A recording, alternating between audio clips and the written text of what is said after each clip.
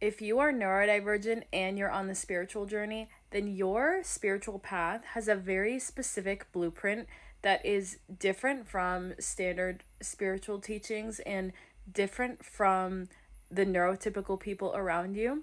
And you will get stuck in level one of that game when you are constantly trying to explain your neurodivergence to neurotypical people to justify your experience and the difficulties that you are facing. So, when we first discover that we are neurodivergent, that is kind of its own form of awakening, even apart from a spiritual awakening. And that inputs you at kind of like, I'm going to say, level one of this game, where in the past you were operating out of like mindsets and conditioning that you now realize none of that was real, none of that was you. You start looking back at all of your experiences and you're like, oh my gosh, who even was I? You begin to unmask. And as you start to learn more about yourself through the lens of neurodivergence and understand yourself, naturally you want everyone else to understand you as well, and to like understand the unique difficulties and experiences that you were facing and are still facing that were never seen before by society or even yourself.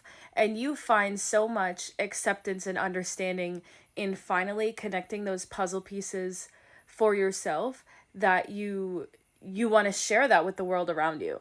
You are also looking for like validation for your struggles, to like have people give you like understanding and care and feedback based on the difficulties that you're experiencing. And so what all of this does is it puts you, unfortunately, into this mindset where you are constantly having to argue for the fact that you have a disability. I don't want people to get mad at me when I say that, okay? Because I am not discounting at all the unique struggles that neurodivergent people have. I am myself autistic and ADHD, and like it's not easy. It's fucking hard, right? It's fucking hard. But the fact that these things are framed as disabilities and then we aren't given proper support by the system, all of that is like, it's not unintentional, it's very intentional, where we are some of the most powerful minds, the divergent minds, the people who don't fall into the system easily, and we are put in this game, in this system that does not account for our needs at all, does not acknowledge our needs, does not even fully understand our needs, so that we are stuck in, again, level one of the game, which is basically like screaming, trying to get these people to see, hear, and understand us and our needs. But the thing is that like there are so many like fundamental ways in which a neurodivergent brain is just completely structured differently from a neurotypical brain, to the way that it permeates like every single thing about us. It permeates the way that we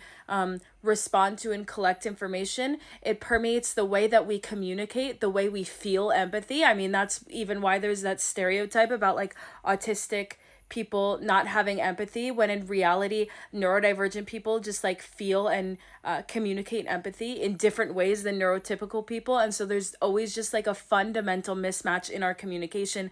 And what that means, since there's literally just like a fundamental mismatch, is you're gonna spend the whole rest of your life screaming into the void if you are still looking for other people, outside systems, established systems, and neurotypical people to look back at you and say like, I see, hear and understand you, and I validate your experience, and I understand and accept your struggles.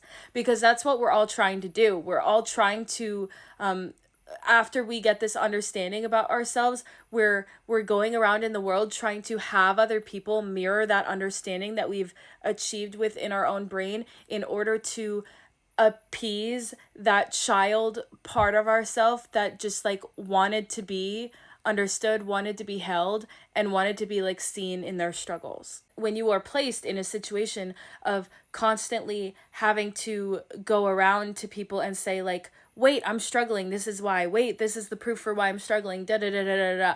It puts you in such a victim mindset and a very disempowered mentality. And that's the problem here, and that's why I was saying it's not to discount the struggles. Like, don't get me wrong, it's fucking hard, right? It's fucking hard. But you know what makes it even harder? The fact that you are having to spend a majority of your life trying to prove to people that it's fucking hard, because what you're doing then is you're constantly putting your brain into these disempowered mindsets where you are focusing on that hardship and on like communicating it to people in order to validate yourself. So how do you get yourself out of that game and into level 2? You realize that that's what you've been doing, is that you've been fighting for the fact that you have a disability and just constantly fighting and fighting to be seen. And you completely let go of that. You understand that the perception and the brain wiring and the way that a neurotypical person communicates is just so like fundamentally different to you that unfortunately there's probably always going to be a mismatch. And does that bring some grief? Yes. But you accept that that is the case, and you take responsibility for your own life, seeing, hearing, and understanding yourself. And then you look at yourself and you say, okay, like, I understand the fact that I have a disability. I understand why I have these certain difficulties. I understand the way that I move and communicate, even if other people don't. I don't need to make them understand. That's not my mission. That's not your spiritual mission. Your spiritual mission is to look at the ways that you think and operate, no matter how the rest of society operates, and then create new pathways, new systems for you to be able to better operate in your own life, because we've seen firsthand that the systems in place and the government and everyone and neurotypicals, they're not going to fucking do it for us, unfortunately. And so we need to spend less time screaming out into the void hoping they're going to do it for us, and then bring ourselves into an empowered mindset and do it ourselves. That's the exact shift that I made in my own journey. I mean, when I was first showing up on the internet and beginning to post content, and I was posting some neurodivergent content, it was very much in the educational space. And the mindset, the framing that is coming from, right, is I am trying to make people see, hear, and understand me. I am trying to educate people about the neurodivergent experience. And don't get me wrong, is educating neurotypical people about the neurodivergent experience good? It's also, yes, it's also not the job of like every neurodivergent person to ever exist. You know what I mean? And it was such a powerful shift that I made when I finally realized that diving so deep into my brain to understand how it worked, to understand the thought patterns, and how to like build new systems that worked for me around those thought patterns, was not for me to then go out and start explaining to all of these other people like why I'm different or why I am the way that I am. No, it was for me to go out and start speaking to the other people, the other neurodivergent people that are exactly like me, in order for them to begin to learn and like liberate themselves. And that's how you step from level 1 into level 2, is from not caring and not giving a fuck. Because now I live my life in the way that I know works for me, even though I know it looks different from a majority of people. I don't care. I don't give a fuck, because I'm happy and it works for me. And I'm able to come out here and speak online about these things to educate more neurodivergent people on how the way that their brain works, and also how that affects them on a spiritual level, and how to merge the two together. And that's truly like my corner of the world that I've created. And I would not have been able to create that and like create containers in order to liberate other neurodivergent people if I was so stuck in level 1, focused on explaining to everyone in the world why I am the way that I am.